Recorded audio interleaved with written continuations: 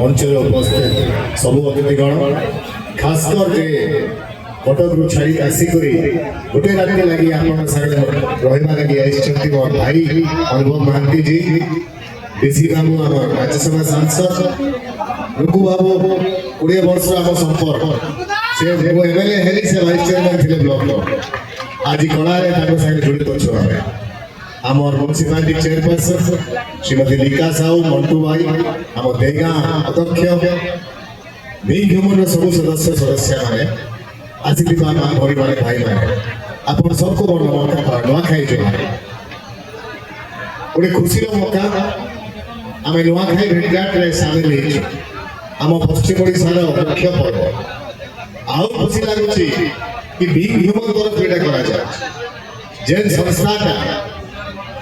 खरारे राति वर्षा शीत सब बेले लोक सेवा करने लगी बाहर तेणु ये प्रकार संस्था और ये प्रकार सदस्य मान आमर सब बेले समर्थन रही आसी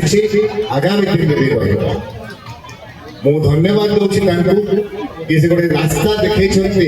आम युवक मान बलांगीर अंचल कि सेवा मनोवृत्ति मार्ग नेवा अच्छे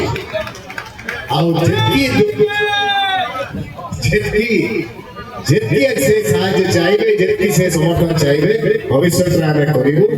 मु आशा करुच्ची माँ समलेश्वरी माँ पट्टनेश्वरी आशीर्वाद आपण प्रति थाउ आप आगामी वर्ष कुशल मंगल जाओ बहुत बहुत धन्यवाद नमस्कार जय हिंद।